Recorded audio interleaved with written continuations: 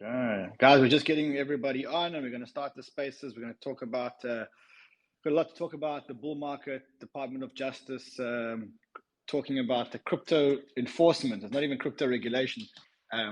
Kellen, I wonder if you can just change that in the title.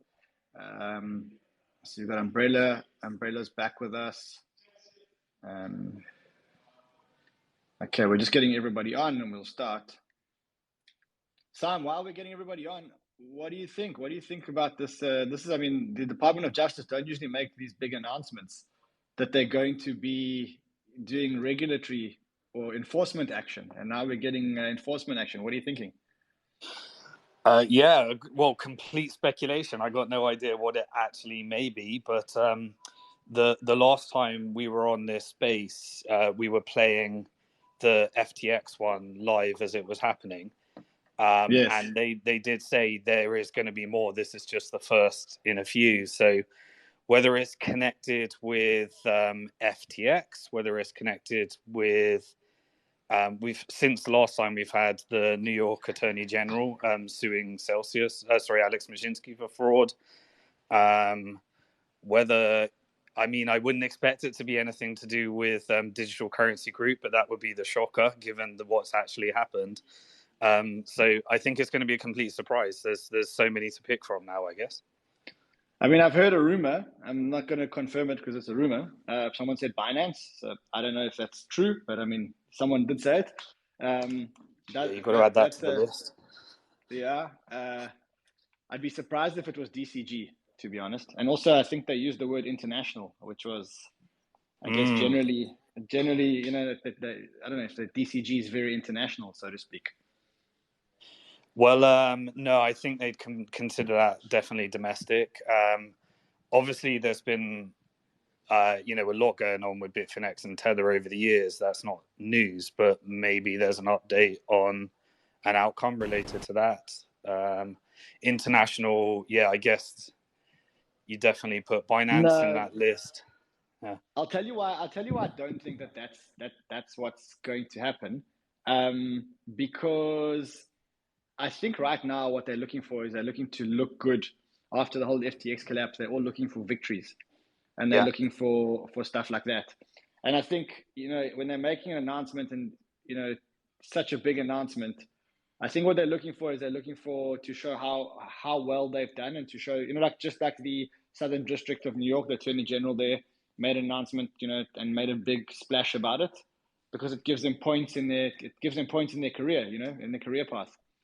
So Binance is obviously their biggest target. They'd like to announce. I mean, I have a feeling. The charts don't usually lie. And when Sheldon walked in here this morning, he said, "Look, there's a pullback coming," and I was like, "Sheldon, you must be out of your mind if you think there's a pullback coming. Look at the strength in Bitcoin. Like, what are you talking about, a pullback?" And he said, "There's a pullback coming." And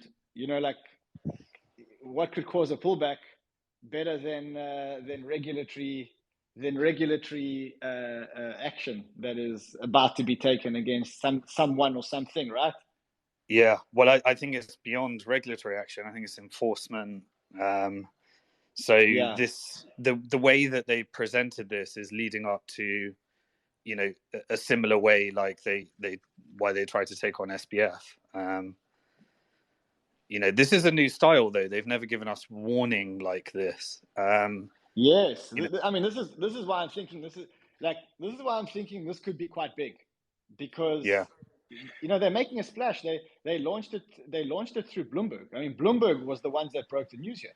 Yeah, I was about to say, if there's any attorneys or lawyers listening to this, or any you could tag that we could bring onto the spaces, or anyone that might have some information on the announcement in an hour from now, please reach out. Yeah, I'd like to see David Silver or Jason Seibert. They'd be good. I see Bombay Trillionaires in the chat. Bombay, I'm going to add you now as a speaker. There's an invitation. You should have an invite in your mailbox. Join us up here as a speaker. If any of you guys want to join as speakers, let us know. DM me directly and tell us what you want to talk about. I guess there's a lot of things to talk about today. I think one is we'll be on here when the Department of Justice break the news, which will be in about an hour and 15 minutes. I do want to talk about whether or not we're in the beginning of a bull market. I know a lot of people have some PTSD from being in a bear market and what has been the longest bear market in history, actually.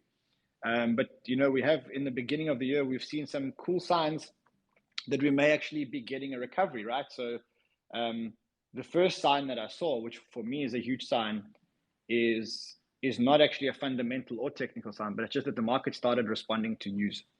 And what we know in a bear market is that the market doesn't respond to bad news. It doesn't respond to good news. In the beginning of bear markets, it responds to bad news. But at the end of by the end of the bear market, all the sellers get so badly wiped out the market that they become, the ones that are left become super resilient.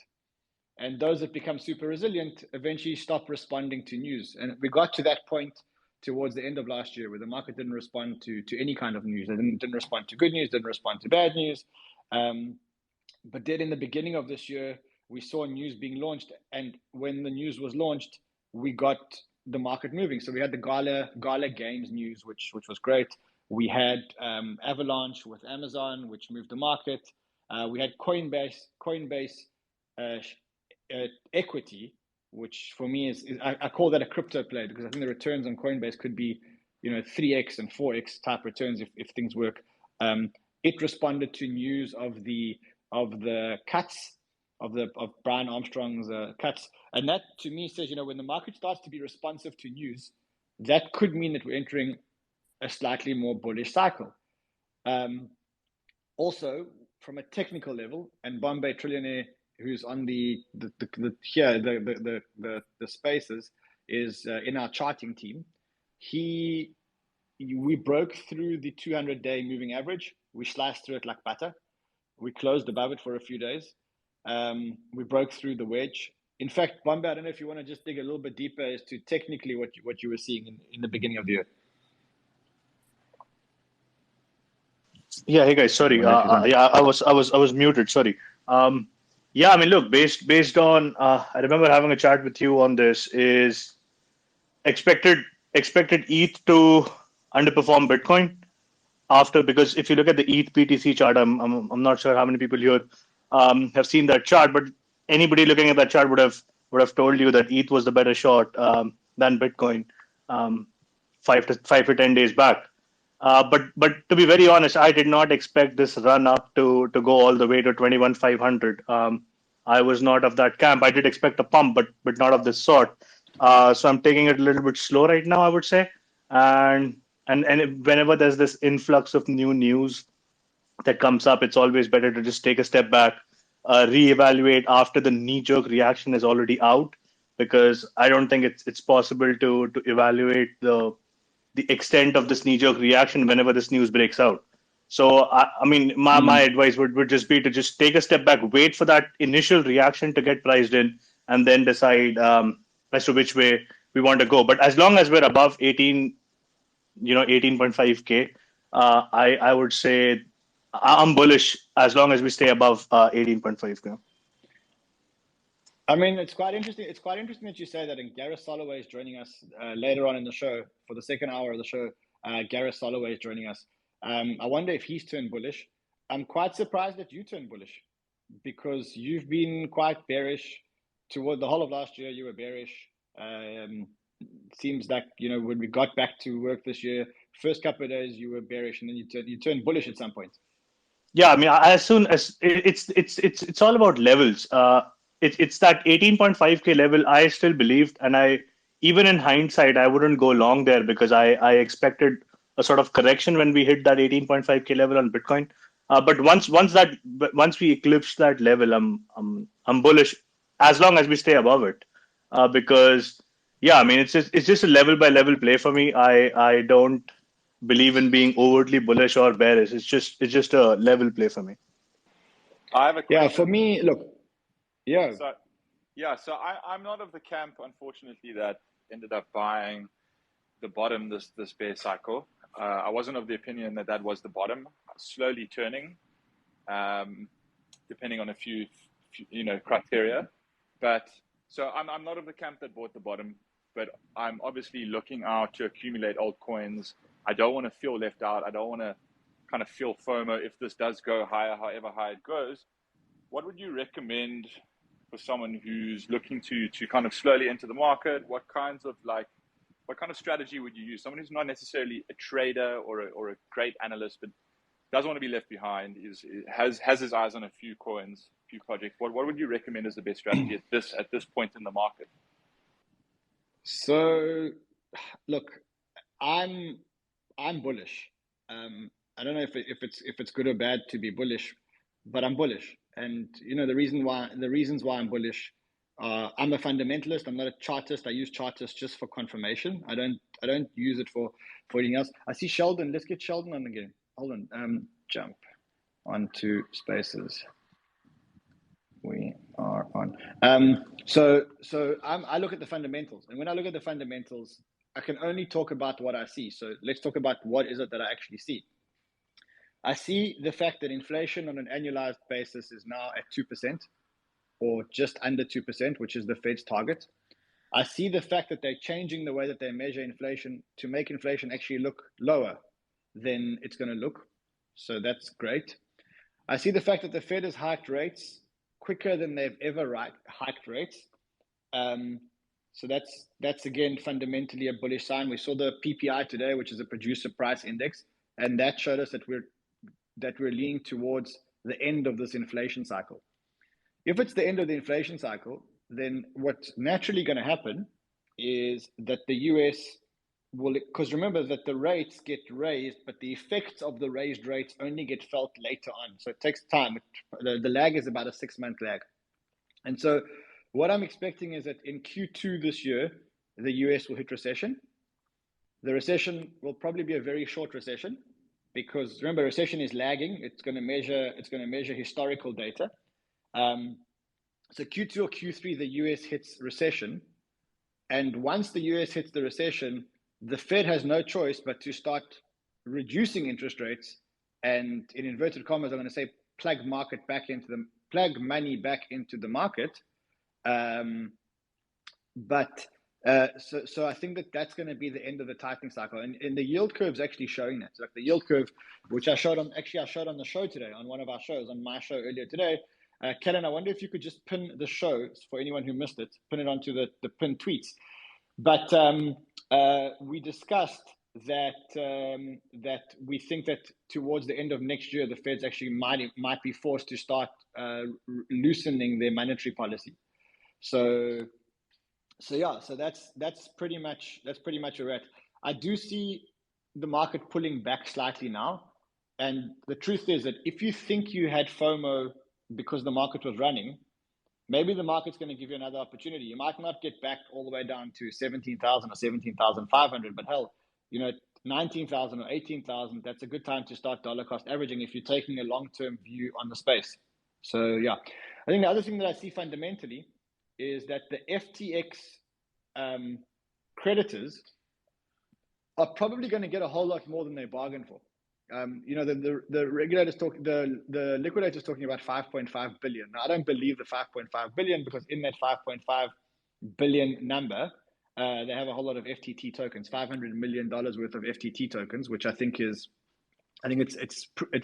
prudent to write those off, because the FTT token really only has one use case, which is to be used on the FTX exchange for fee reductions and stuff like that. In the absence of an FTX exchange, and most people that I've spoken to say it's probably going to be impossible to restart or reboot the FTX software. And if that's the case, then the FTT token should probably be written off. But that means that there's still about 5 billion in what they said is liquid tokens, and they haven't accounted for all the illiquid tokens, which means that FTX creditors could get above 50 cents in the dollar. In fact, I did a spreadsheet calculation, and the back of the envelope calculation said that that investors could expect between 50 and 65 cents in the dollar, given the information that the liquidator is starting to provide. Now, with that in mind, that could bring more money into the market. That's the good news. The bad news, unfortunately, is that money will probably take between 5 and 10 years to hit the market, because that's how long bankruptcies and liquidation cases take. I guess Simon is probably much more qualified in those. But I think, as far as I know, there's probably zero chance or very limited chance that FTX creditors will get any money in less than 5 years. What do you think?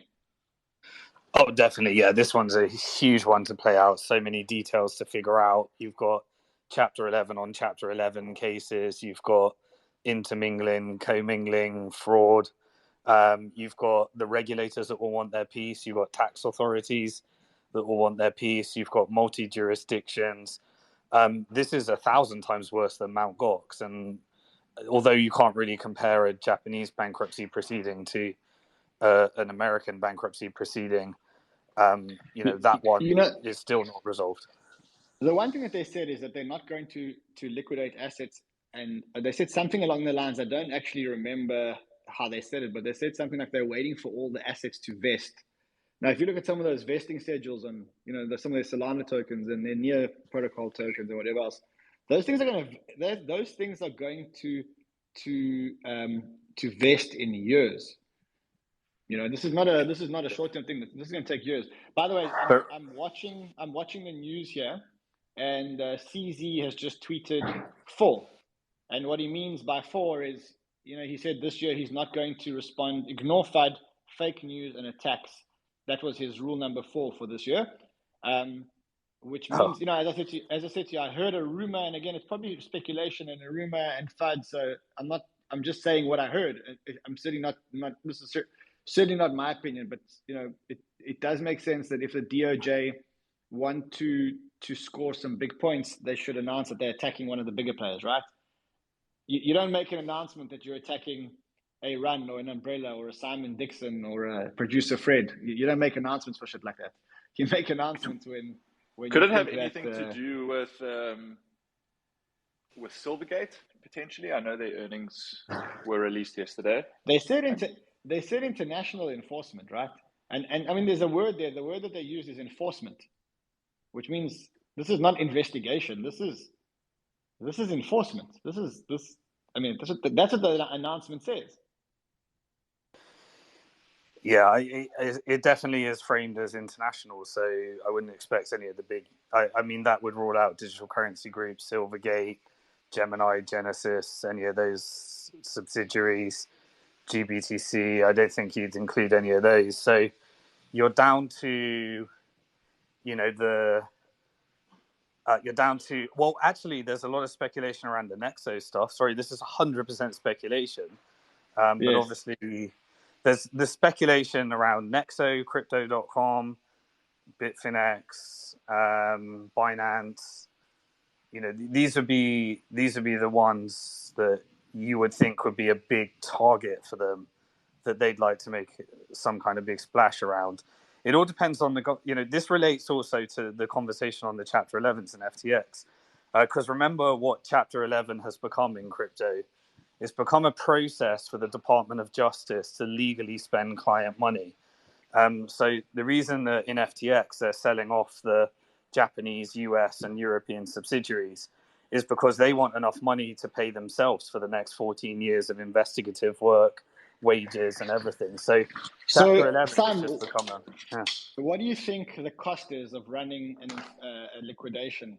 Like a 3 Arrows Capital or a Celsius liquidation? What do you think the annual cost is? And I want to premise that by saying that I spoke to Kyle Davies this morning about around their new venture. I spoke to him around the new venture, and we had a quick catch up around 3 Arrows Capital, and he said that he gave me a number that it was costing per year to liquidate 3 Arrows Capital. And I mean, I was shocked when I heard the number. I'm keen to hear what you think the number is, and then I'll tell you what the number is. Okay. So I can tell you in the Celsius case, like just the just Kirkland and Ellis, the law firm that's representing Celsius, in order to protect Celsius from the creditors have to pay that bill, and they're paying about $6.5 million a month just on one law firm. So you're looking at about 20 million a month in the Celsius case. And in the Voyager case, just to liquidate, to sell it to Binance, they've estimated a $68 million exit fee. And that's not including any of the examinations, the DOJ. Chapter 11 is the big scam out of this whole process. It's a way of doing what SBF did and getting the lawyers to protect the company and just spend client money with a bottomless check across all these lawyers, professionals, advisors. It's a crazy cost. What have you got, Ren? So, I mean, I was shocked by what you said. He said $25 million is what it costs to per annum, per year, to liquidate 3 Arrows Capital. That's the monthly cost at Celsius. Yeah, but I mean, that means that if the FTX enforce of the money, right? Sorry, I cut out for half of that, Rand. I don't know if it was me or everyone else was as well. I think Rand cut out, but we're also going to remember. Can you just repeat that one more time? You cut out for the last 15 seconds of what you were saying. Yeah, I think Rand is having some issues, but yeah, the 3AC cost that he just quoted, which he was shocked by. Can you guys hear me? Fails in comparison to the US cases, because obviously 3AC, I believe it's, correct me if I'm wrong, a Singapore bankruptcy, right? It's a Singapore bankruptcy, yeah. Okay, yeah. So the US one is significantly more expensive than anywhere else. It's these chapter. I mean, FTX will be insane. They need to, that $5 billion that they found. The reason it's the first thing they do is they want to ensure that they've got cushy jobs and advisors and everyone's getting paid for the next few years. It's just a cash grab. Sure. I mean, it's sad. It's sad for holders who, if you look at it now, holders are looking to get between, 55 and 65 cents on the dollar. And now I guess they're probably going to land up with 20 cents on the dollar, and they're going to land up with 20 cents on the dollar because the rest of it is going to go to liquidators. Yeah. Well, I mean, Mt. Gox, they hodled from 2014 to today in the most successful asset class in that period, Bitcoin.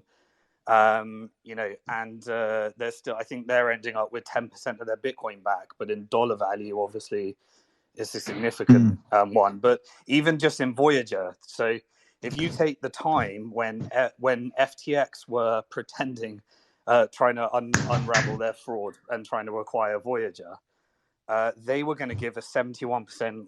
They were going to give a 71% recovery, and they were going to pay $50 million just to the lawyers to get it all done.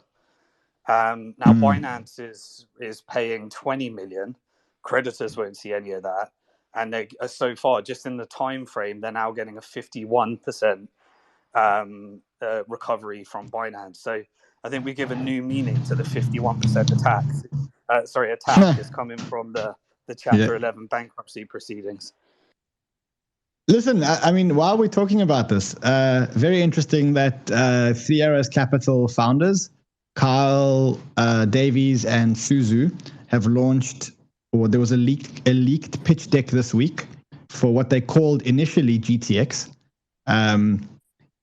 And I guess the question becomes whether they're going to be able to raise $25 million, which is the amount that they indicated on the pitch deck that they wanted to raise. Like, do you think that these guys can raise $25 million? For those people who don't know, I'll just give you a little bit of background. So Kyle Davies and Suzu were the founders of 3 Arrows Capital. 3 Arrows Capital was the first of the big funds to go down after the lunar collapse. When 3 Arrows Capital went down, they went down because they took a lot of leverage. And in fact, this is probably a good time to talk about DCG. And Fred, if you could get Andrew on for a few minutes, it would be great, because I think we're going to really share. We're going to be aligned with him here. But let me explain to you what happened. Sure. They had a lot of highly leveraged bets. Their biggest highly leveraged bet was the GBTC trade. And when the market collapsed and the GBTC discount went so big, they went into liquidation, or they put themselves into liquidation. I think it's called Chapter 15, if I remember correctly. Now, when they went into liquidation, they had a lot of collateralized and uncollateralized loans from every single one of the big lenders: Celsius, BlockFi, Voyager. And so effectively, that was the punch that knocked out Celsius. And that was the punch that knocked out Voyager. That was the punch that knocked out BlockFi in the first round. So those founders are now raising capital for a new exchange. The exchange is called, initially was called GTX. I think now they've changed their mind on the name GTX. But they're looking to raise 25 million. Now, the business model for the exchange is quite an interesting business model. They want to start off by allowing people to trade claims.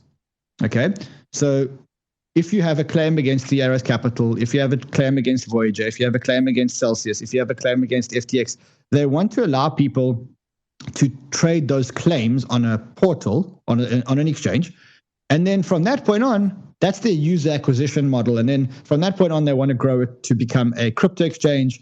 And then later on, they want to follow the FTX vision, because they believe that Sam was pretty smart in his vision to say that you should be able to trade anything on FTX, or now on what they've called GTX.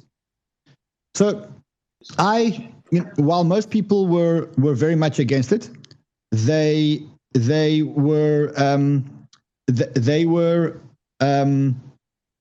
most people in the industry, Arthur Hayes / all the exchange owners / everybody else, was very much against this exchange. But I decided that I actually wanted to listen further. So I called them. I got hold of them, and I had a call with them.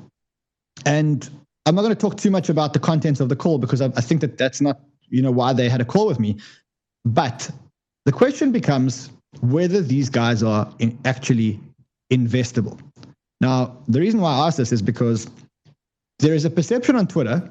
A lot of people on crypto Twitter label them as scammers, label them as fraudsters. And there's absolutely no doubt that these guys dealt the industry one of the biggest blows that this industry has ever felt came from these guys. There's no doubt about that. In fact, if it weren't for them, if 3 Arrows Capital hadn't gone down, possibly Voyager, Celsius, Genesis, BlockFi, probably all wouldn't have gone down. So one can blame them for taking down the collapse of 3 Arrows Capital. Was the domino that took down everybody else. It was the first domino to fall. That's probably inexcusable. And the damage that they've done has cost millions of people and cost the market a lot of money. And so what you could say there is that these guys are absolutely uninvestable, right? Because they're scammers and fraudsters. But then there's another side to it. And the other side to it, for me, goes something like this. These guys were very smart guys. They started the company in 2012 with $1.2 million, and they built the company into $4 billion. They built a company into $4 billion.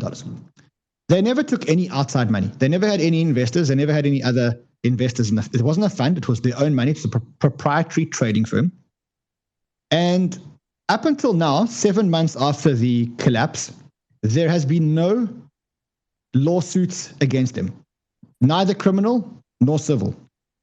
The only thing is that there is a liquidation, and there's no other lawsuits against them, which effectively means that we can make an assumption at this point. And again, I'm open to more information as more information becomes available. But at this point, I was just about to, just before I've got Andrew on, and I've got David Silver, who is a securities fraud investment loss attorney. I know David. Both in here, so you can direct. Great. So cool. I'm gonna call you. I'm gonna call you guys in a second, because I think this is an interesting discussion.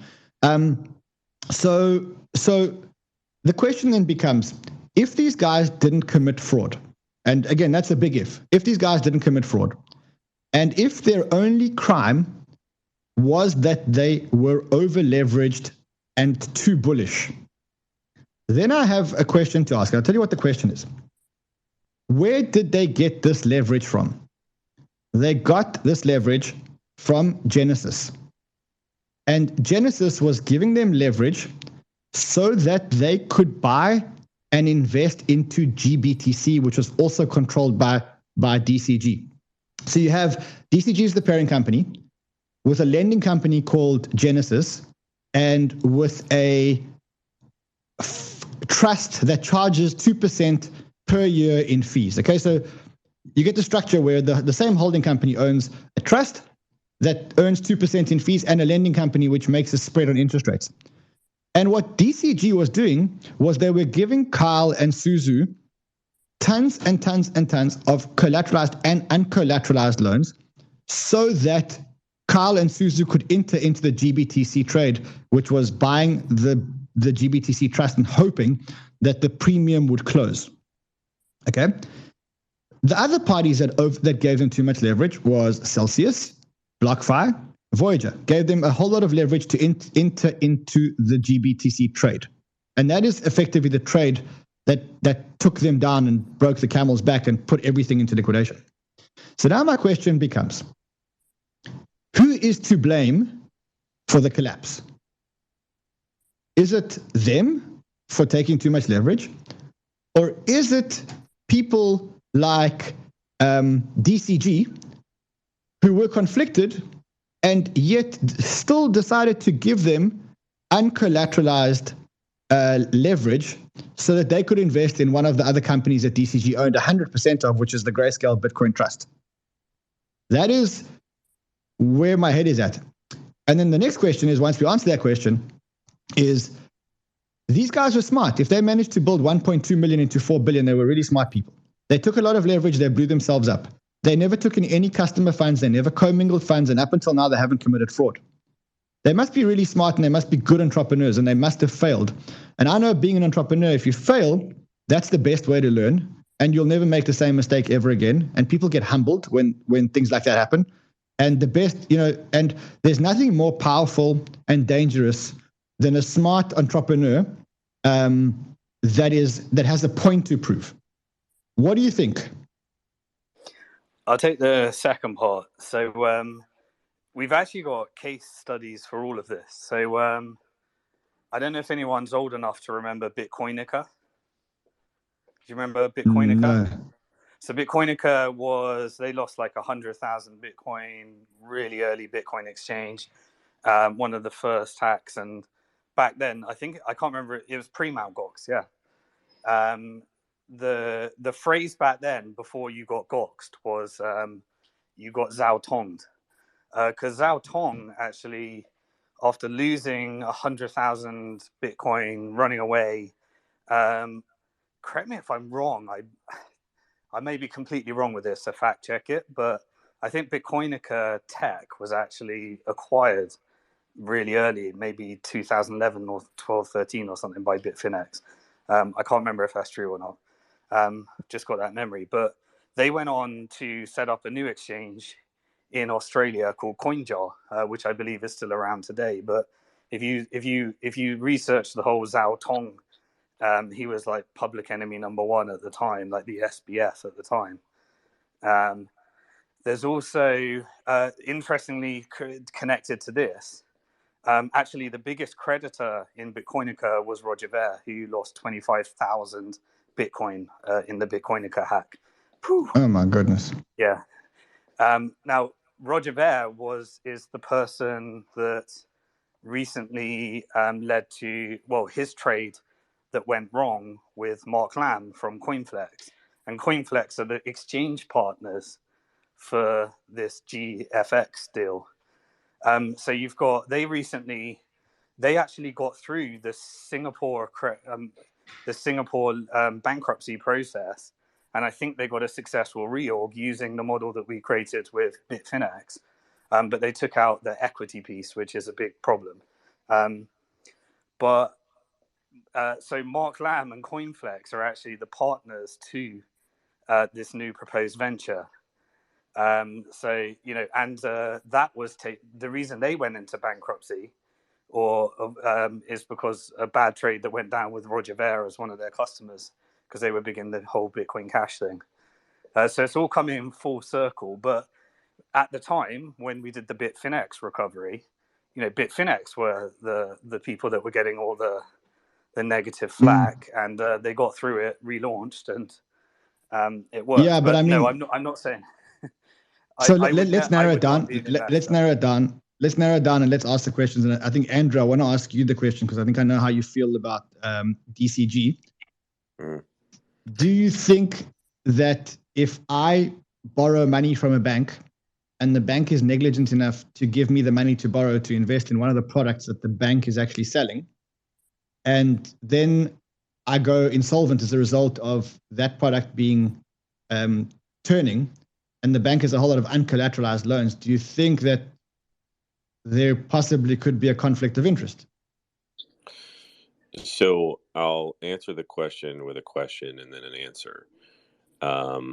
The question that I would pose is, how many people at Washington Mutual, Wells Fargo, and what preceded Wells Fargo went to jail in 2008, 2009, 2010? Nobody. Because what you're describing in terms of a systemic problem, which is what we're talking about here, take the players' names out of it, right? What we're talking about here is the same thing that played out in 2008 and 2009 in traditional financial markets. It's leverage. Bottom line is it's leverage. And it restructured the entire chessboard of traditional finance in a way that now exists today, where there are, 4 to 5 global mega banks and some others of note, but before there were 25, right? So in terms of legalities associated with particular types of leverage, particular types of trades, particular types of decisions that were made to generate returns, I'm not a lawyer. I'm not a government actor. I'll leave that to David Silver when he has some comments here. But everything that you're describing and what's playing out in the crypto economy, so to speak, right now, is the same thing that played out in the traditional financial markets from 2007 to 2010. The casualties, sadly, are clients and users at the bottom of the totem pole. Halfway up the totem pole are what will be defunct and barely remembered organizations like Genesis 2 to 3 years from now, because they'll be bankrupt and they'll be gone, and there'll be a version that exists beyond them that will have a different name, or an actor that will come in and fill that particular void. In the same way that I can go get a layman t-shirt or a Bear Stearns t-shirt, because those organizations were levered to the hilt to a particular trade that ruined those organizations and put them out of business. Same thing here. Now the question then becomes, what, were there illegal actions that were taken? I don't know about Kyle and Sue. I have no idea. Let's for 1 second just assume that since it's been 7 months since the liquidation began, and there's been no enforcement against them, no suits opened against them whatsoever to date. Let's assume for a second. I know exactly where you're going here. Let's assume for a second that there has been no illegality, that they haven't been charged with anything. I can make the case that FTX and Sam are clearly Madoff, and Sue and Kyle are clearly some hedge fund that blew itself up. You can make that case, but again, you can imagine that there are attorneys and legal authorities across the globe that are doing that same evaluation. When and how they act, I don't know, but your point is valid, that they've not been charged with anything up to this point. As a reminder, in certain countries and sort of legal entities, Do Kwon has been charged, and they're trying to find him, right? So there are different levels of this. But your point is understood. But at the same time, things like these guys are smart and these guys did such and such, but then they over levered themselves.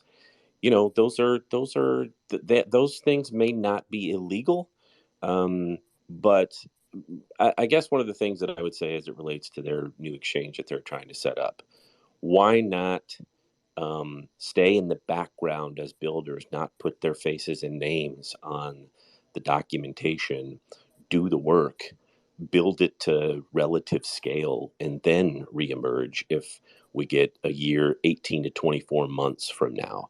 Now, that may go to commentary about ego. I don't know. I'm not those guys. I mean, Don't live in their head. But let me ask you a question. Would it not also go to not only ego, but also ethics? Because I prefer to know who I'm investing in, right?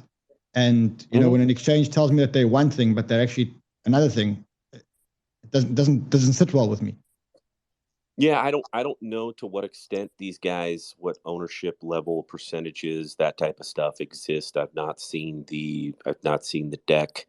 I'm not seeing the cap table. I don't know if they've released that. So I don't know.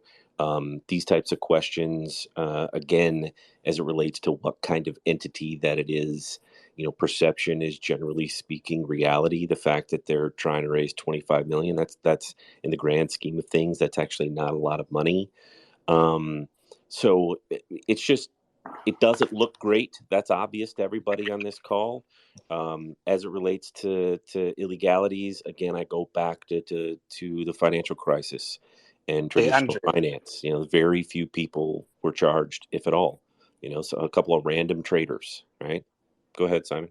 Yeah, I think it's a reflection of their double down gambling mindset. If you look at SBF, Maszynski, it was someone else. Let's double down till the end. It's always going to come back. There's always a way.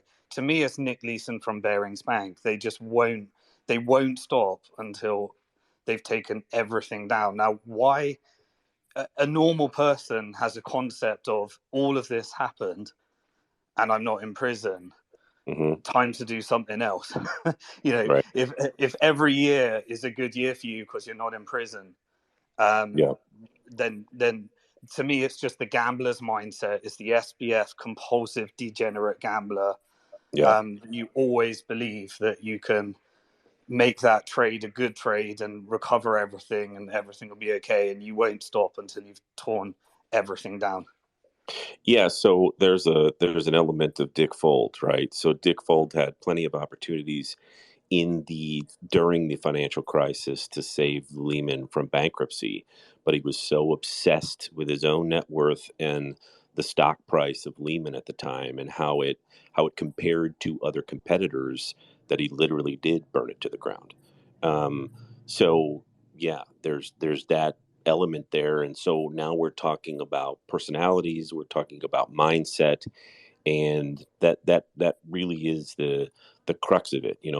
It is a remarkable thing. There's very few people in society and very few people on this call that would say to themselves, well, everybody in the community that I exist in and I'm about to start another business in thinks I'm a crook. They're all wrong. I'm right and I'm smarter than everyone. And so I'm going to start a new business and announce it. I mean, that takes a sizable amount of insert expletive / explanation here. That takes. So Rand's getting ready to write the check, aren't you, Rand? Yeah. So you're in. now again, that No. doesn't mean that again there's in the background illegality that's about to be announced or what have you. It's just there's a question of right place, right time. Do you have an opportunity for a return arc, a redemption arc, or do you really believe, as somebody like Sam does, that there's no need for a redemption arc? Somehow I was duped, or somehow I took my hand off the wheel because of whatever. And that anybody that's going to invest or put capital on an exchange like that has to make those decisions for themselves. And that's what it came down to in the the financial crisis is, people engaged with these institutions, and they're to some degree responsible for their own actions. It's why in my commentary, several times a week, I simply say, listen, until all of this stuff is blown over, self-custody your crypto assets. Get them off every exchange. I listen, there are good actors out there, but the waters right now are enormously tumultuous. There are lawyers everywhere. There are governments everywhere. Everyone is scrambling, right? So until it calms itself down, any given day can be an upside down hard right turn that nobody expected. Yesterday, we're all talking about GTX, like what in the world? Now, again, Rand's points are valid. There's two sides to every story. These guys may have done nothing wrong other than made some pretty poor decisions. That they made these decisions along with guys that are quote unquote smart, like the Berries of the world, to take massive leverage on a trade that they thought was going to work out. Rand, have you seen the deck? Different. Yeah, again, no Yes, I have. different than the trade associated with mortgages in 2007, 8, and 9, right? Same concept, same thought processes, same, this will turn around, we're certain it will, and when this turns around, our valuations will turn around, which means everybody's going to be fine. And until it didn't, until it wasn't. The difference here, though, is there is no Federal Reserve, there is no Treasury, and there is no Congress for a soft landing. That doesn't exist in crypto. Yeah, so Rand, I saw the deck. It's a pretty degen product. So firstly, it's trading claims. Okay, that makes sense. There's people that need liquidity and there's people that can be patient. So put them together. That's a service that already exists. But then take the claims, which are heavily volatile, because in one moment you could get a 10% recovery, another moment they find $5 billion under FTX's pillow, and then suddenly you're on a 50% recovery or something like that. And then they want to use it as, you can unlock it, use it as collateral in order to do trading in an FTX style model. So it's literally as degen as it gets, an illiquid asset that can't be realized, whose value is really, the FTT token was more worthy collateral than these claims. Yeah. I think that's the beginning of their business model based on when I spoke to them. The reason why I say that is they want to start with that, but then they want to go into crypto trading, and then later on they want to follow the SBF model, which is to make everything tradable on the platform. So that's where they're at. They're using CoinFlex as their exchange partner. So CoinFlex is the exchange partner. That's pretty much where it is. For me, one of the reasons why I'm out for now is the valuation is very high. It's a $25 million round at a $250 million valuation. And for me, just even if it wasn't them, you're talking to me about this kind of concept at a $250 million valuation, even if it was, I don't know, even if it was somebody else running it, just not something that I would be buying, to be honest. Yeah, so Singapore are pretty strict regulators. After you've been through a bankruptcy process, you're added, regulators consider you a bad actor for certain actions. And I'm not just saying that as a term that I'm using to judge someone. It's actually a term that regulators have. And if you've been in bankruptcy, then you're considered a bad actor. So clearly they're going for the whole exempt from regulations model, thinking that the world before is the world of the future. They're just doubling down and doing the same thing. Like, why would you put those people on your deck? Speaking of the world before versus the world of the future, It's just reported by Reuters that not only is the DOJ going to have a cryptocurrency announcement at noon Eastern, but the U.S. Treasury is going to be part of that announcement as well. So, Simon, you're Wow. right. We This get is huge. David Silver in. We get the lawyers in. Can I jump in for 1 second? Because this is David Silver. Thanks for Yeah. having me, guys. But the people who are announced to be speaking at noon are Treasury, the FBI, OFAC, FinCEN, and New York Southern District prosecutors. So Wow. this is not just a we're going to be doing an enforcement action. This is everyone's coming out for this one right now.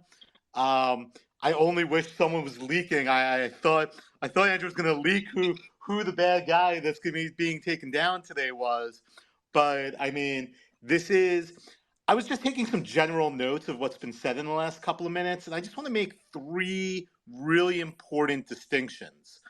One, when we talk about lawsuits, it's really important to talk about civil lawsuits versus criminal lawsuits. And here, what's going on right now in the space, all of the civil lawsuits against DCG, Gemini, Genesis, prior to the bankruptcies, FTX, Celsius, BlockFi, those lawsuits are all hidden on the civil side behind confidential arbitration clauses. I've got hundreds of lawsuits right now against Coinbase, Kraken, Bittrex. They were against Celsius before the bankruptcies. Gemini, we filed the class action against Gemini last week. But prior to that, everything was being negotiated in confidential arbitrations. So to say that Sue and Kyle and their partners have never been sued, I think what people are talking about there are the criminal lawsuits. They're not talking about unhappy investors or clients. And I think that's So, go ahead. Dave, let me jump in here. Based on my discussions with them this morning, and again, this is all I have is my discussions with them this morning. They mentioned one of the questions that we asked them on the call was we asked them, are there any civil lawsuits against you guys? And they said there are no civil lawsuits against us except for the liquidation. So there's no action at all except for the liquidation action. Well, did you ask about lawsuits or arbitrations? Both. Because now we're dancing on the head of a pin. Well, and their partners have definitely been sued as the correspondent parties. Now, serving Sue and Kyle has been very problematic for a lot of lawyers right now, getting service. So, look, I can't get into what someone else said on the phone call, but to say that their partners have not been involved in litigation I would say, is less than forthright at the moment. But I think that's an important distinction because anyone can say right now, a lot of exchanges, for instance, get on and say they've never been hacked. We now know that every single major exchange in the U.S. has had a data breach. Some of them more disclosed and more honest and forthright than others. But at this point, a lot of the litigation against these crypto parties, thanks to some clever lawyering by Perkins Cooley back in the day, and other large law firms, have hidden these behind confidential arbitrations. The other point I want to make is, we were talking about, the redemption arc of, SBF and others and, Sue and Kyle. One of the things I truly believe here, and for everyone who knows me, I am the world's worst person to listen to on investment advice. I give horrific investment advice because I say invest in nothing, everyone's bad. But Anthony Scaramucci this week did a very interesting thing. He invested with someone who was part of FTX. When it's your money, you can invest with anyone you want. And if you believe that you're investing with someone who's going to be the next Adam Newman, God bless you, it's your money. Just be a little nervous. The third thing, and the last point I'll make, unless someone's got questions for me, is we keep talking about the leverage issue like it was 2008, 2009. First, I just appreciate enough of us were old enough to actually remember that time and, going back there. But what's different about this now is we're looking at circular leverage that's undefined. And I think a lot of the collapse in the last year and a half relates to circular leverage. And what I mean by circular leverage is it's just a game of musical chairs. And in this particular instance, I'll use the Gemini Genesis DCG model. You know, Gemini called the note against Genesis last week, 2 weeks ago. Genesis is bankrupt. I mean, we can use any language we want, but Genesis is bankrupt already. No one has forced them into involuntary bankruptcy for reasons above my pay grade. But most importantly about this is when Genesis, who is actually bankrupt, has to file whether it's voluntary or involuntary bankruptcy in the coming days or weeks, do they lose their seat on the creditors committee of the FTX case? Because now they're being accused of fraud in their own actions, and there are lots of people who are suing Genesis, Gemini, and DCG, including my own firm. But they're going to lose their seat in the FTX bankruptcy. And how does that affect DCG? Because as people know, I love when billionaires point fingers at each other. Barry and the Winklevi fighting over Twitter is how guys like me make a lot of money. I don't care who's wrong. I just care about collecting. And at the way we're sitting right now, you know, there's going to be a lot of people who are in the circular leverage that I call. 3 people loaned a dollar, but in reality, it was only $1 each, but it's on 3 people's books as being positive. We'll truly never know how much Sue and Kyle, the valuation of what they made or did, what it's worth. The fact is, it's worth nothing now. I think it was Andrew who said, look, raising 25 million is nothing in this space. These guys, you know, if it's not, I have my expectation of who they're going to name today. I'd be shocked if it was not one of the bigger players in the space. One of my own personal conspiracy theories has always been that the implosion of FTX and the battling that Sam Bankman-Fried and CZ had, they both knew it was coming. They were both going down. And I'm gonna be less than shocked if it's allegations related to Binance today. If I had to take my guess, I'm gonna either be wrong or right in 20 minutes. Dave, go ahead. Dave, is it allegations or is it enforcement? Maybe for those of us who are not American, maybe just help us understand the difference between allegations and enforcement. They've been quite clear in their announcement that they are announcing an enforcement action, right? So an enforcement action, regardless of how it's phrased, is still only an allegation. And we'll use the Ripple case as an example of that. Ripple is defending itself against the SEC at the moment. Here, again, the guest list being Treasury, FBI, OFAC, FinCEN, the Eastern District of New York, and the Deputy Attorney General coming to the press release today. No matter what they say, it's only going to be allegations this morning. But they're making a big deal of it, and the people in the room indicate this isn't going to be some little player that, you know, is getting off. You know, I know a lot of people think Nexo is the next company that's going to have enforcement actions against it. Could it be Binance? Could it be Nexo? I wouldn't be surprised by either of those two. I can tell you, you know, my own firm, we submit forensic analysis reports all the time for both those companies. Dave, I want to ask you a question. Again, touching on your legal background here. Would Nexo or Binance or whoever it is, would they have any pre-warning that it's coming? In other words, would the DOJ have engaged them already? And this would just be an announcement to say, kind of like, hey, we've told the party already, but now we're making a public announcement?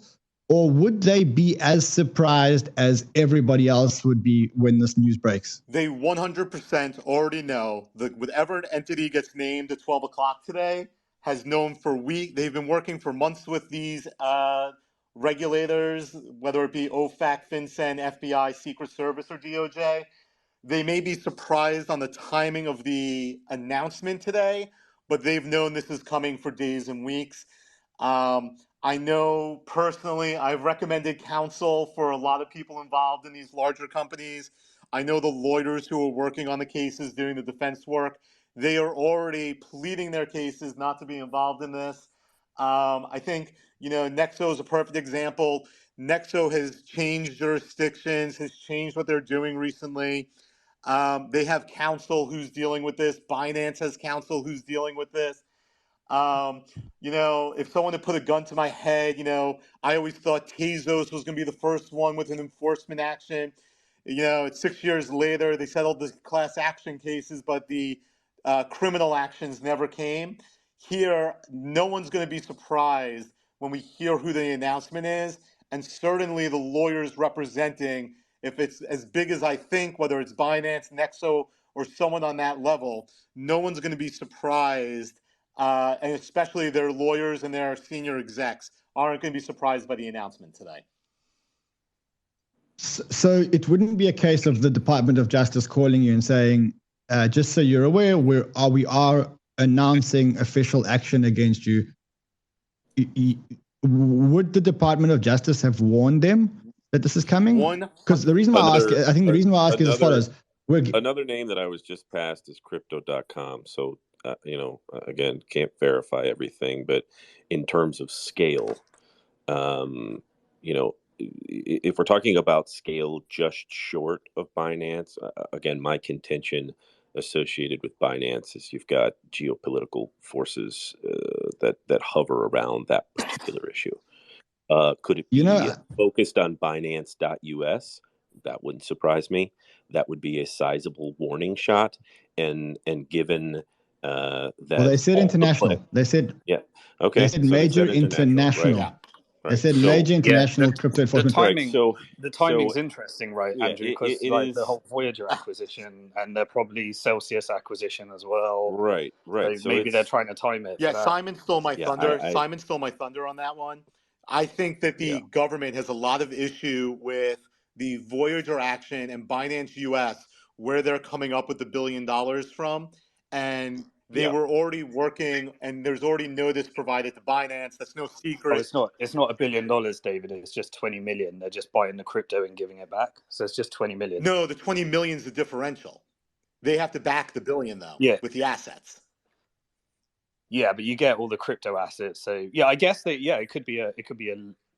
I guess you have to front it to get the crypto asset and then give it back. But, exactly. Yeah, carry on. Exactly. I know. I agree with you, but I'm saying but the DOJ objected to that. Hell, FTX objected to that. I'm just saying that, I think the government has a lot of issue with letting Binance expand their footprint in the U.S. Based on the allegations. Look, I probably have 5 federal court lawsuits where Binance International, where money got laundered through Binance International, and Binance decries and in every lawsuit claims to have absolutely no business in the United States. And as we all know, that's just not true. I'm interested. I've got Gareth Soloway on with us. He's the chartist. He's called this market pretty accurately. Gareth, what are the charts telling you about where we're at right now? Yeah, so, and thanks for having me on. But basically looking at the charts going into today, like the charts were looking for a reason to pull back, right? So we've rallied all the way back up to where the FTX collapse began in Bitcoin. And that's, again, a psychological level, right? So if you think about all the investors that bought in just before that, and then in a matter of days, they saw, 25, 30% of their money vanish in Bitcoin, close to 50% in some of the alts. So once you get back on a technical basis, a lot of these investors have gotten back to whole, and they start to sell into that, right? They start to unload into it. So what you're seeing here is basically the charts in a weird way, almost predicting this little sell-off we're seeing intraday in the crypto markets. As we were into resistance, the charts were just looking for an excuse to pull back. And so we are getting that. You know me, Ran. I mean, I've been in a position where I've never seen a bear market end where there's so much euphoria off a 25% move off the bottom, right? And you could look at Tesla stock, you could look at any of these other stocks that have made new 52-week lows following, but some of them have bounced 40, 50%, and that's a bear market rally. So I do caution people. I think that you have to, what's going on with this DOJ and all this kind of stuff, you have to be ready for that to continue until the sector is cleaned up. And that's going to continue to be something that's hanging over the head of cryptocurrency. So at least for me, the charts are still telling me there's further downside to go overall. And if you look at the charts of USDC is slightly depegging, I think, very slightly. Sorry, carry on. Gareth, when you look at macro, I mean, while we've got you, we may as well just squeeze some juice. And I'll tell you in a second whether it's a lemon or an orange that I'm squeezing the juice out of, because one's going to be really sweet and another one's going to be really sour. What do you think from a macro point of view? I know the S&P was at critical resistance around the 4,000 level, and similar levels on the NASDAQ. What do you think in terms of those? Do you think that there's a good chance, given the fact that the US dollar index, the Dixie, has collapsed? I saw it today at like 101. It's at one point 101.50. Do you think that there's a chance that, given the fact that inflation is behind us, the Dixie is now back under 102 quite firmly, that maybe the S&P can break out of the channel that it's been at for, I mean, it's been there for a long time. It's been there for a year now. Yeah. For me anyways, the 101 level is actually a major pivot from last May in 2021. So we should get some sort of bounce in the dollar, which could be another hurdle for crypto as well as the stock market to get through. Doesn't mean we can't go a little bit higher later on. But for me, it's looking at the macro view and saying to myself, okay, even if the Fed does pause from hiking rates, let's say after the next hike, they're not lowering rates in the foreseeable future. In fact, based on what Volcker went through in the 80s, they're going to be really, really hesitant to kind of lower rates too fast, because it may kick up inflation really quickly like it did in the 80s again. So I think honestly, I think the stock market is way mispriced at this point. I see another big dip coming where we take out the October lows in the S&P 500. And I think that's going to be a compilation of, number one, we're going to start to see job losses being reflected in the jobs numbers. And you're going to start to see the idea we're heading into a recession. And then the question is, and this is what every investor, right? Anyone who came in the last 10 to 15 years has never really experienced a riding a bicycle being the economy without training wheels, and the training wheels being the Federal Reserve, right? So we've had this protection from the Fed. Every bad situation, they've bailed us out. I think the markets are now getting in a scenario where we're not going to get bailed out for the foreseeable future, and they haven't realized it yet. All right, Gareth, listen, the news breaks in 10 minutes. So I'm going to ask you. Yeah, I'm going to play an announcement. I've got it loaded up. Just one last question. I'm predicting, and many other analysts are predicting, a US recession in the second quarter of this year. And I think that if we do get a recession, after 2 quarters of having a recession, the Fed's got to turn around and say, look, we've been in a recession now for 2 quarters. We may need to start loosening monetary policy, and maybe get monetary policy starting to loosen around early next year, 2024. You think I'm delusional? No, I think that's a possibility, but for them to do that, if inflation is still above 2%, we're going to have to see unemployment getting close to 7, 8, 9%. And so the bigger question for me is this recession going to be one where, without the Fed's support, we just kind of have like this low-grade recession, but it lasts for years? Or is it going to be something where we actually see catastrophes occurring, and then you have a push of unemployment up towards 10%, where the Fed must react? And so I think that's going to be the give and take about how bad does it get where the Fed finally gets the pressure from political forces to actually intervene. All right, Gareth, listen, we're going to jump back to the programming because a quick wager of what we think it is. My bet's on. Yeah, let's go. Who do you think? Who do you think it is? So we've got a whole lot of speakers up here. But how do you announce enforcement against stablecoins? You got to announce enforcement against someone, don't you? Yeah. All right. Well, I'll take Circle and Tether then. But wow, I always thought Circle was the most regulated, and also Circle is American. So I'm not gonna back you on Circle. And what's yours then? Sure. I hate to say it. I really hate to say it, because the thought of it just makes me want to vomit. Don't say it. Oh, yeah, sure. Scary as it sounds, I hope it's not Binance. I hope it's not Binance. Rand, can I just say, this is David Silver. I am the opposite of you. I really want it to be Binance. I don't think it's going to be Binance. I'm going with Nexo. if it's Nexo, then no great shakes to the crypto market, because already the Bulgarian DOJ has already walked into the offices in Bulgaria, right? So I'm not too worried if it's Nexo. But I mean, if it's, it looks like everybody's getting dressed now to come out and make the announcement in about 9 minutes. And it's everybody. It's almost like they want to gloat about something. Now, why would they want to gloat?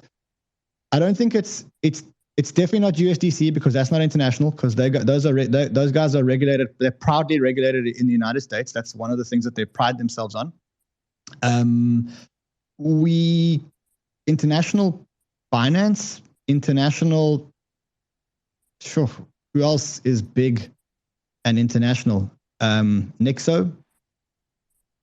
Tether is allegations about Silvergate servicing South American,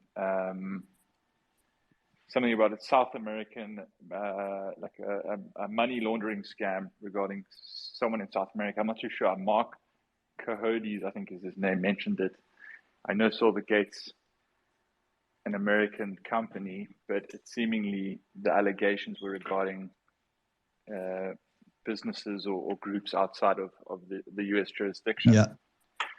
Again, I don't think that's, again, that would be the Department of Justice. Here you're talking about everybody. It looks like everybody, it's like, this is going to be a big performance. Everyone's getting geared up for a really big performance. Silva, what do you think? I think you should call some levels out if the market really starts tanking. That'll be quite good. We got more of the FTX team. Maybe there's just more of those. That's not international though. Could be. I mean, okay. You're saying Gary and Nishad? Yeah, maybe. Okay. Fair enough. Silva, what do you think, David? I just think that when the Department of Justice and all these regulators take a bow, it's a done deal type of press conference.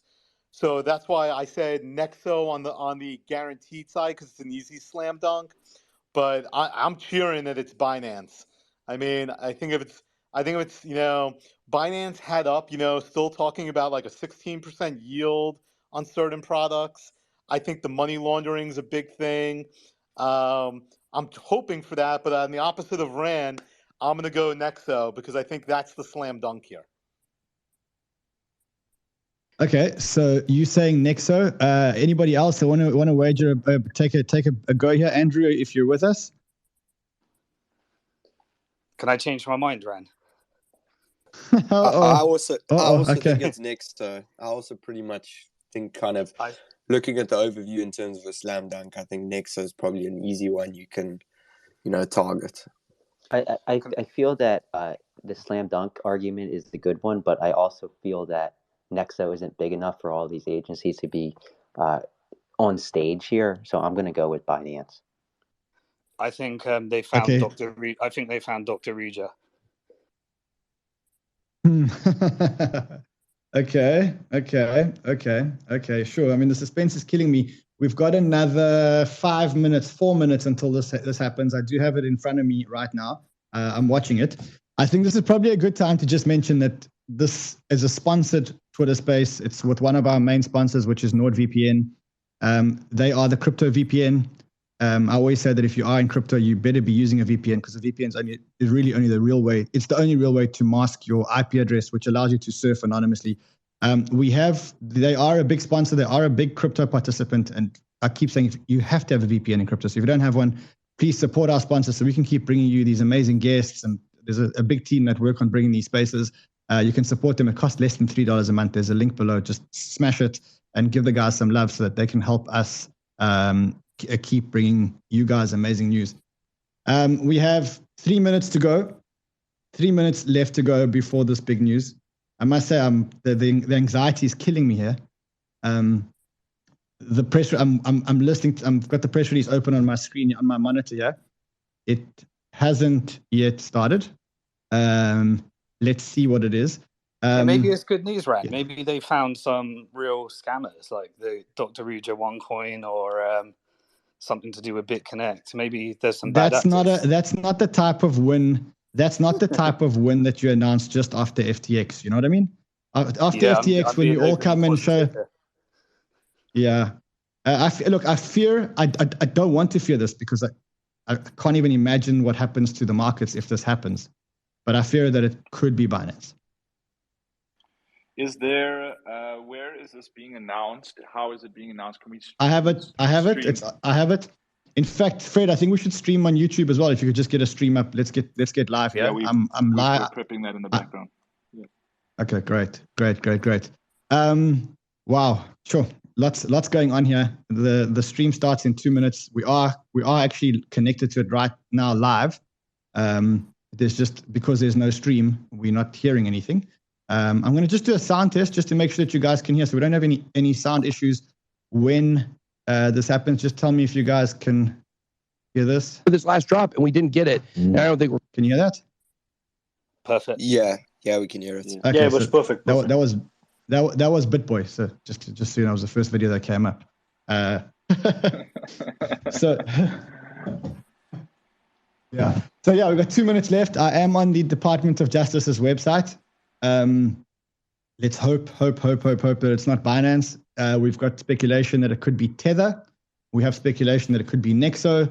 We've got speculation that it could be Gary and or Nishad, which is, that's huge speculation. It could be a curveball. It could be one that's a curveball for all of us, right? Who knows? Let's wait. I think it starts in about 2 minutes. Let's see where we're at here. I'm watching we have a research group, and so far in our research group, it shows that Justin Sun has just withdrawn a big amount of attack. The market's bouncing, by the way. Look at Bitcoin. Okay. There has been an announcement. Department of Justice takes enforcement action against Russian exchange Bitzlato. So yeah, that's the first bit of news that has come out. I hope that's the news. I hope that's the news. Burger.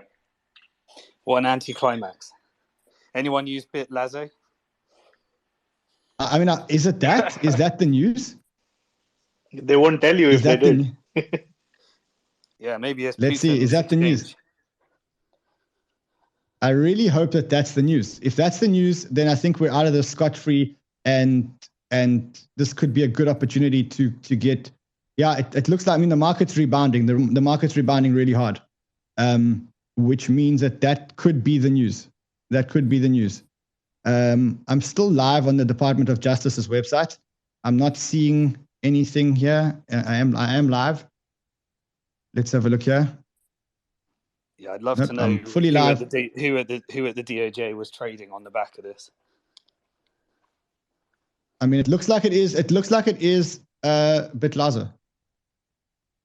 Yeah, cryptocurrency Bitzlato seized as part of a coordinated international enforcement notice posted to site.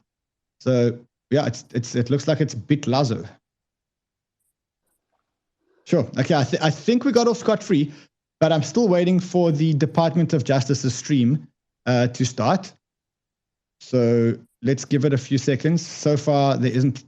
I'm on the live stream, and there's nothing on the live stream. Some people in the research group are saying that it could have been linked to SBF somehow. I don't know if that's true. Again, nothing. We don't know anything about this. Here we go. Let's have a look here. No, still nothing on the Department of Justice's website. They are running about a minute late so far. We are bringing it to you live, so if you're here and you're listening, you're going to get it live any second now.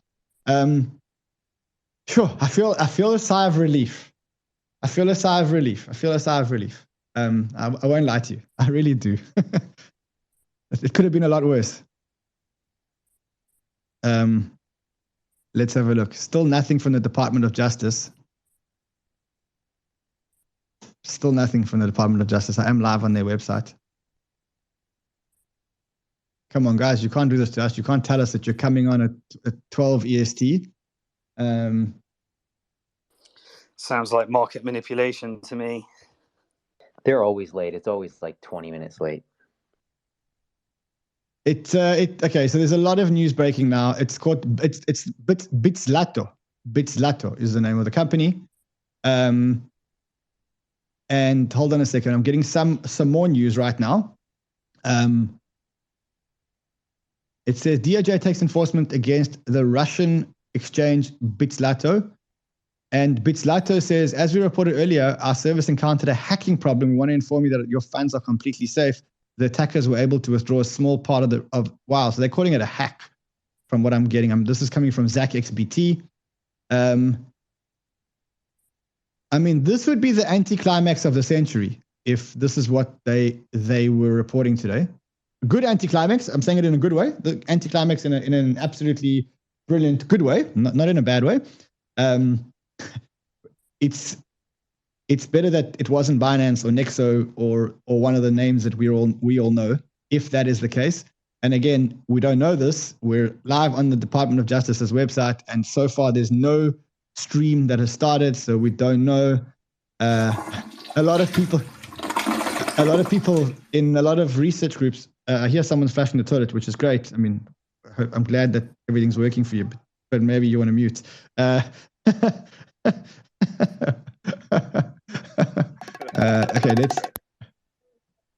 It's a sound effect. I was looking for a wah wah. Let's have a look here. I think I might have a wah wah. How's that? Does it give you what you needed? Perfect.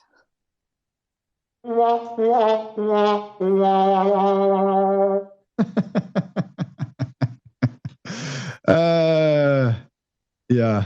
So I'm watching this. I'm watching the Department of Justice's website. We have nothing going on here. Hold on. Someone's just dropped me a message saying, "Okay, check the research group." I'm checking the research group. It's all about Bitzlato, which seems like it's a Russian exchange. And it says, Treasury Department says its financial crimes enforcement network has issued order prohibiting certain transmittals of funds involving Bitzlato by any covered financial institution. I mean, seriously, is this what we've been building this all up for? I think Come on, the whole Department of Justice. They're trying to sanction Bitcoin in Russia and going after trying to cut off Bitcoin in Russia, probably. That's very interesting because Russia has kind of endorsed Bitcoin more recently. So Russia has endorsed Bitcoin a lot more recently since the sanctions, for obvious reasons. It would be pretty interesting if the US was trying to cut off supply of Bitcoin to Russia somehow, or the ability for the average Russian to start an exchange account and stuff like that. Would be interesting. Sam, you there? Yeah. That might be. It might just purely be political because I mean, that's an exchange that, unless I'm completely out of the loop, I don't know anyone that even knew that exchange. So I'm presuming, I'm making some assumptions here because I know nothing about it. But if it's a Russian exchange, maybe they're going to make an announcement around PEPs and politically exposed people using the exchange, or maybe they're trying to make a play to show that the US can choke Bitcoin in a sanctioned country. Maybe that's the play. Do you remember yesterday we had the news that Iran and Russia were considering issuing a gold-backed stable coin? So I mean, maybe they're trying to get ahead of anything like that to show that they can kind of block things that they have to. Yeah, it sounds like. I mean, I want to say, I think it's bad form that the Department of Justice can be late for their own stream. I mean, I know that I know they are the Department of Justice, but I mean, it is quite bad form that they can do it. I see our team's getting up a Spaces a YouTube stream. You can get up the YouTube stream. And I think we should go into both mediums and transmit on both mediums if we can. Yeah, so I mean that's the action. The market's actually recovering quite well. Solana's back at $22. I'm looking at Bitcoin. Bitcoin is back at almost at $21,000. Interesting to see that the Bitcoin dominance went up to 43.5% when this happened. Ethereum is now at 1,555. So this is, when I walked in this morning, Sheldon, our chartist, who's actually on the stream, I'm actually going to invite him quickly to join us. He came in and he said, "I'm expecting the pullback today." And I said to him, like, "Why today?" He says, there's going to be a pullback. I think he actually called it on his show. So he said that. And I said to him, how long is this going to go down? And he says, it's not going to be a serious pullback. It's just going to be a little pullback. And then it's going to be another leg up. Sheldon, I know you're here. I don't know if you want to join us. If you do, just hit us with a speaker request and we'll add you. Oh, here we go. I've sent you an invite. The invite's in your mailbox, in your Twitter DM mailbox. Let me know if you want to join us. It would be great if you could just give us a synopsis of where you saw the market today, where you're seeing the bounce coming to, etc. Fred, I wonder if you can just ping Sheldon maybe on WhatsApp and just ask him to jump. I don't know if maybe he's just listening in the background. Yeah, sure. I think that could be good. He's joined. He's here. Let's get the charters, Gareth and Sheldon, to talk a few levels out. And I see also that my friend Bull Barheit is on. So Bull, I'm going to invite you up as well. If you'd like to join, just check your. Good afternoon, everyone. Thanks all for being here. Okay, here Today, we go. The Department of Justice has dealt a significant blow to the crypto crime ecosystem. Justice Department agents and prosecutors working in partnership with the Treasury Department and French law enforcement have disrupted Bitzlato, a China-based cryptocurrency exchange notorious for laundering criminal proceeds from the dark net and cryptocurrency. There we go. Okay. And we are taking steps to address the crisis of confidence in the cryptocurrency markets, where criminals and fraudsters seek to operate beyond the reach of law enforcement. Malicious actors working from what they think are safe havens are exploiting crypto markets and flouting the laws and the regulations that guard the integrity of our financial system, and along with it, the earnings and investments of law-abiding Americans. It's no secret that cyber criminals rely on these bad actors to launder their criminal proceeds from cryptocurrency into fiat currency. But today, thanks to a coordinated international effort, Justice Department prosecutors and agents have disrupted a busy corner of this criminal ecosystem. Last night in Miami, FBI agents arrested Legkodymov, a Russian national and the founder and majority owner of Bitzlato, a Hong Kong-registered cryptocurrency exchange. The charges allege that he operated Bitzlato as a high-tech financial hub, as he put it, that catered to, quote, known crooks. Bitzlato failed to implement safeguards required by U.S. law, safeguards that enable law enforcement to detect and to investigate financial crimes. Instead, Bitzlato facilitated the transmission of hundreds of millions of dollars in illicit funds, fueling darknet marketplaces, and laundering the proceeds of ransomware attacks. For example, as alleged, Bitzlato was a crucial financial resource for the notorious Hydra darknet market, the disruption of which I announced from this podium last April, at that time with our German partners. Now, Hydra was the world's longest running and largest darknet marketplace, responsible for 80% of the world's darknet transactions. Together, Hydra and Bitzlato formed a high-tech axis of crypto crime. Hydra buyers funded illicit purchases of illegal drugs, stolen financial information, and hacking tools from crypto accounts hosted at Bitzlato. And sellers of these illegal goods and services at Hydra sent criminal proceeds to accounts at Bitzlato, all to the tune of over $700 million in direct and indirect transfers between 2018 and 2022. I'm going to say that I've said before, this sounds like the kind of enforcement that we actually want from the Department of Justice, not the type of enforcement we don't want. Today's action against Bitzlato, as with the disruption of Hydra, reflects another critical step in executing on that strategy. At the time of Legkodymov's arrest and continuing into the early hours of this morning, the department's international and domestic partners engaged in a coordinated campaign of disruption. That campaign includes law enforcement actions in multiple European countries, the seizure of Bitzlato's servers, and enforcement actions by the Treasury Department here in the United States. These actions show not only the broad scope of the defendant's alleged crimes, but also the international net dropped by law enforcement to stop him and his business partners. With these actions, today marks the end of the Hydra Bitzlato crypto crime axis. We've also busted the business model of the cyber criminals that Bitzlato supported. And coordinated operations like these against Bitzlato, using all tools and designed for maximum impact, are the linchpins of international success against cybercrime.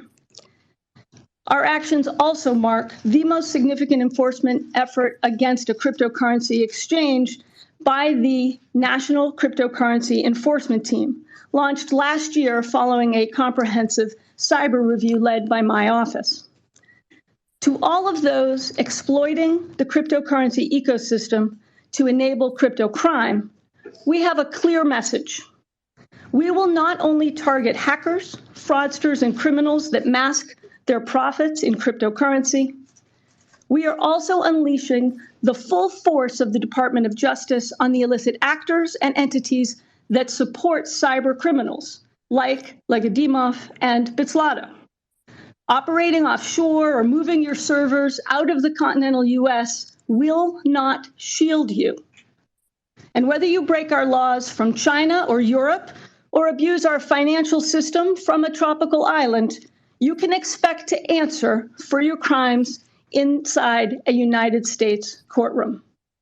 I want to thank the agents, analysts, and prosecutors who worked diligently to investigate this case.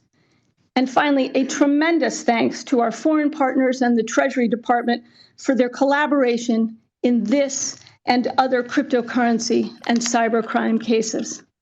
And now let me turn the podium over to Assistant Attorney General Polite.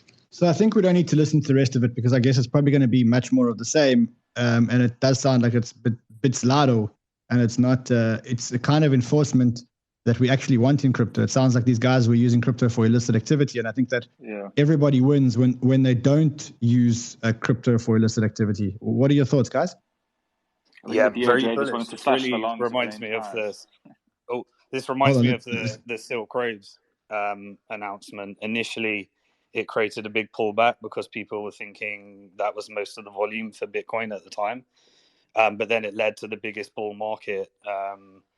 And actually, this has made me more bullish because I was very skeptical about this this trend. I think, I mean, who wants ransomware? That's a dark cloud over our industry, and being able to make these signals and these types of announcements that, I think that's bullish. I think that's good. Yeah. So who else was trying to speak there? Let's try to get you up as well. No, it was me. Don't worry about it. I was just saying it's a bit of a nothing burger. Flush the market out. I'm feeling bullish. I don't know if the analysts want to jump in and just tell us what the charts are saying. Yeah, Sheldon, when you walked in here this morning, you told me that the market's going to take a dip today, but you also told me that it's not going to be a big dip. You told me that it's going to be a small dip, and then it's just going to continue to go up. Just tell me what you saw in the charts. Yeah, brother. So obviously we just had consecutive amounts of days to the upside. So we knew some sort of short-term pullback would be in play, and we just obviously needed a catalyst. For me now, I think this has just on the short time frame just slowed the market down slightly. I do see a possible test of the lows we made a little bit earlier, maybe even slightly below that. But we got to remember, in the last few days, we've crossed some big high time frame indicators, as in the 200-day moving average. We started crossing things that we haven't for the last 12 months. So I think we've just been looking at where are good areas to be possibly loading up, not falling a part of the FOMO trap, but rather investing smartly. So for me, I'm expecting the market to test the low 20,000s. And for me, that's the opportunity if you missed the Ethereum, because I don't know if you see Ethereum at the moment. The dominance currently spiking. Ethereum to Bitcoin is looking incredible on high time frames. So I think if you missed these higher, the Ethereum, the Bitcoin pumps previously, I think this would be a great time on this next pullback to load up. Yeah. So just for the listeners, Bill Barheit, one of my friends I see is on the chat. I've sent you a speaker's invite. It will be in your inbox. Kim.com, you've got a speaker invite in your Twitter DMs if you want it. Yoni from eToro, you've got a speaker invite in your thing. Gareth, I'm interested to know, based on what you've just heard, whether you're still telling me that the charts are going to go for a serious pullback. Yeah, so for the most part, we have to watch the level that is that high from FTX, right? So that to me is the line in the sand. So today's action, honestly, I view it as being a positive, like a lot of you guys, where it's like it's showing you that the government isn't trying to take down crypto; they're just trying to take down the bad actors in crypto. And so I think that's an overall to pay a ransom. Bitcoin prices would surge. Sorry, my bad. Say that again. Sorry, just my video which was loading. Yeah. No worries. So for me, right, so if we were to somehow get above the 21.5 level and actually hold there for a few days, that would eclipse the psychological level where FTX collapse began. That's where I would start to say, okay, there might be something more than that. But right now we're still into resistance and we're still into that level. So until proven otherwise, I have to go for the pullback angle. Okay. I want you guys to hear something. It is it's a theory as to why the Bitcoin market went up in the last couple of days or weeks. And it relates to remember a couple of days ago, all the US flights were grounded due to a glitch in the computer system. So I have this video from Tucker Carlson. You can hear it now. Almost all ransoms like this are paid in Bitcoin. So if the US government was buying huge amounts of Bitcoin in order to pay a ransom, Bitcoin prices would surge, of course. So the question is, has that happened? Oh, yes, it has happened. Since the nationwide ground stop last Thursday, the price of Bitcoin has shot up about 20%. Is that a coincidence? We asked Pete Buttigieg to come on the show tonight to let us know. Unfortunately, he did not respond to our request, so we'll keep asking. That was Tucker Carlson with his theory. I mean, I've heard a lot of really, really, really idiotic theories about why the price of Bitcoin went up. Tucker Carlson says that it could be because the US air systems, the computer that runs it, was hacked in a ransomware attack, and the ransomware was to be paid by the US government in Bitcoin. And so they went out and bought the Bitcoin to pay the ransomware attack. I mean, surely he would know that things like this could be seen on chain if this was happening, right? And I think it's just irresponsible to be saying things like that. Yeah, I agree. And the ransomware attack, if it was a ransomware attack, I don't think it would have been rectified within like 4 hours or whatever it took. Yeah, I agree with you. Someone just tweeted something very funny. He says his name is David Iash. He says, Bitzlato, you've never heard of it, but it just got your short position liquidated. I think that's one thing to note is that so in the Silk Road heist, I'm not sure if there's a major heist here, but if they're saying that it was a significant percentage of some of these darknet ransomware transactions, the flow of funds is that it ended up with the FBI owning 30,000 Bitcoin, and then they auctioned it off to Tim Draper, which is a long-term VC that then takes 30,000 Bitcoin out of the market. So these FBI heists, they tend to want to auction them off OTC, and then they end up in strong hands. So it tends to contract the supply. So I'm glad you said that, because I want to bounce the theory off you, and I think if David is still in the chat, it would be great if I could get his perspective, because he's the lawyer and he knows this better than anyone. So FTX and Alameda owned a whole lot of investments, including a whole lot of Solana. Solana was their biggest. They were the biggest holders of Solana, or it was their biggest holding. They own about, according to the report that was released yesterday, they own about $680 million worth of liquid Solana. And the word liquid, as it was said by the attorney, refers to stuff that they could theoretically sell on the market today, which means that it doesn't include the Solana that are still going to vest. Now, up until now, this has kept the price of Solana down, because the fear of the selling pressure on Solana, it's kept the price of Solana down, because everybody is worried that the liquidator may sell the Solana into the market. However, given the fact that these liquidation processes take so long, and we know that Mt. Gox is now in year 9 or year 8, we know that Enron took forever. We know Bernie Madoff took forever. The question is, isn't the Solana better in the liquidator's hands, because it's almost like it's locked up for another 5 years, than it is in the market or in FTX's hands? I know it sounds like a contrarian theory, but David, I'd love to hear your views here. What are the probabilities of the liquidator starting to sell off the Solana in the next 1 or 2 years? I'm glad you threw the time frame in there. In the next 1 or 2 years, I'd say the FTX situation is very different. For people who are following me or my take on it, the difference between FTX US and FTX International is going to take probably 6 months to a year to resolve. And then who gets to the control and to sell? If I was gambling, I would say if you gave me 2 years, I would say the largest chunk of the Solana will be sold before the 2-year mark. Because it's a different situation. You do think it'll hit the market before? It's not likely to be a market sale. It will go more likely into auction 100. with someone that wants to hold it. Then no one's going to buy that to crash the market, I don't think. So agreed. So the bankruptcy court, and you got to remember, bankruptcy is a very unique and distinct animal.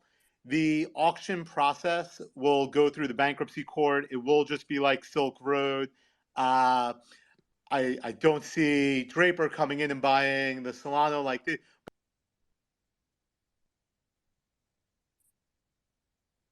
I don't know if I've lost you guys or if David's lost us. I'm sorry. Can you still hear me? Yeah, we can. We can hear you now. I would think that you're looking at a 15 to 20% discount.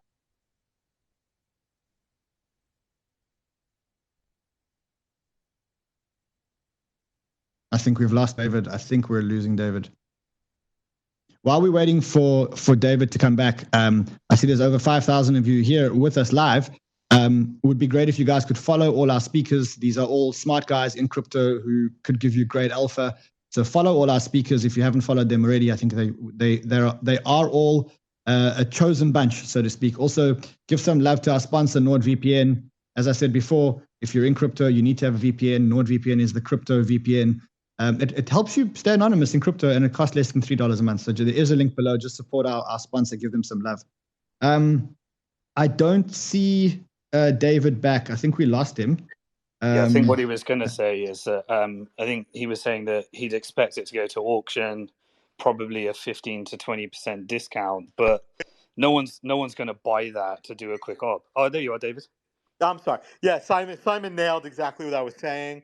The auction process usually gets you a 15 to 20% discount to present market value whenever the auction happens. The DOJ has been very successful in selling at auction all of the crypto so far, so I wouldn't be surprised to see that happen in definitely less than 2 years. So you say less than 2 years, a year? Is that, I mean, I know that a year is less than 2 years, but I mean, is a year a realistic time frame? I don't think it's going to be. I think it's going to be between the year and 2 year mark, just because there's still a lot of legal wrangling about jurisdiction, especially. And I take no position on SBF telling the truth or not, but the solvency of FTX US has to be litigated first, and then the liquidation will happen second. So you say FTX would have to appear in court first, or the full trial to be completed? I would expect the solvency issue to take less than a year to resolve, and the solvency issue will then lead to who has control to liquidate. So I would expect that to be a year. That would be after the solvency, which I'm going to say is going to take 6 months to a year. You would think it would take much less time, but nothing happens quickly. Okay. I mean, while I've got you and I've got a free lawyer here, which is very rare, how long do you think the SBF case is going to take, the criminal case?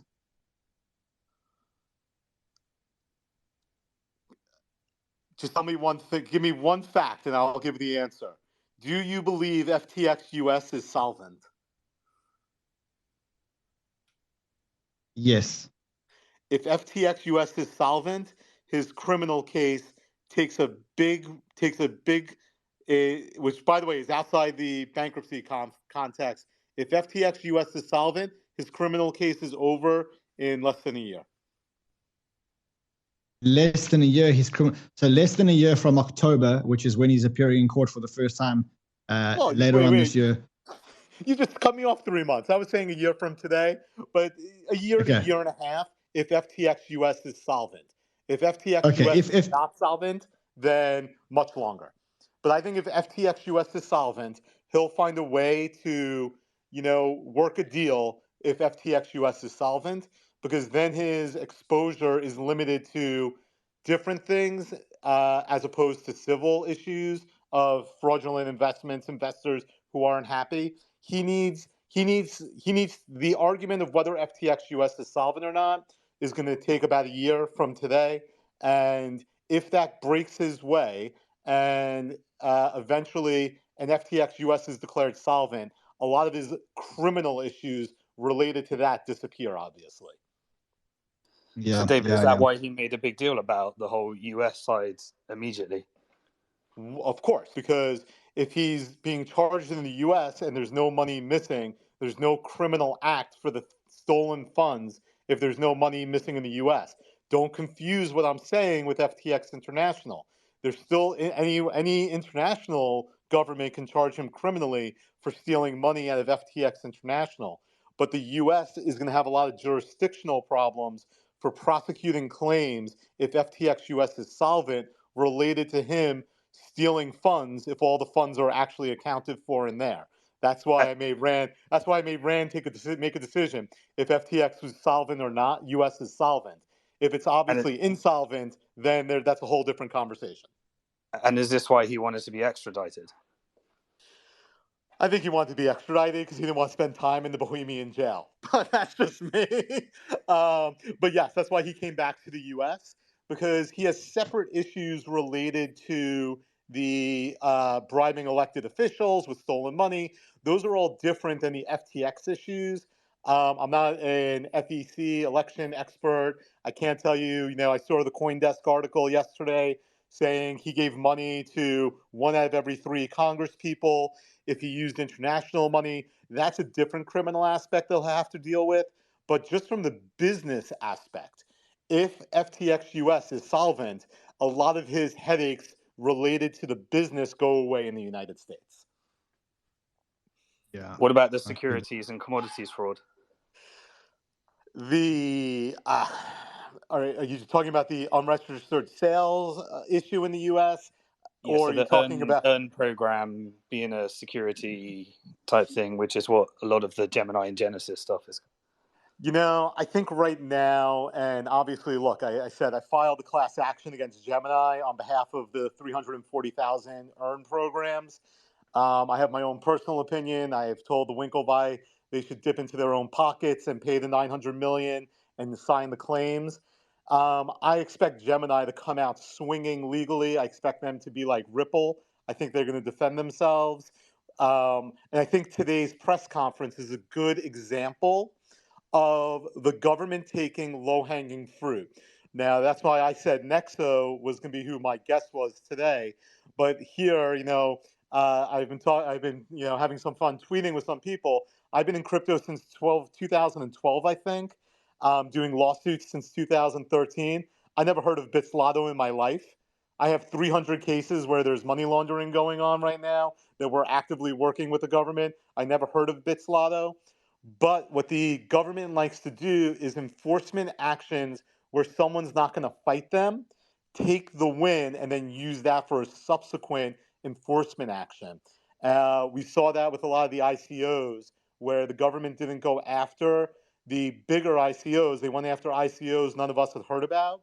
So my expectation is they're going to use this today and take the win and then start doing other nibbling at the edges, doing other enforcement actions.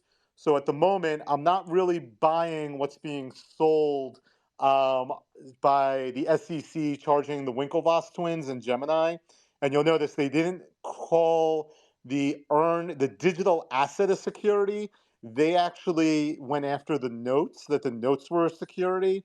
So I think there's going to be a lot of legal wrangling for those type of cases against FTX and Gemini.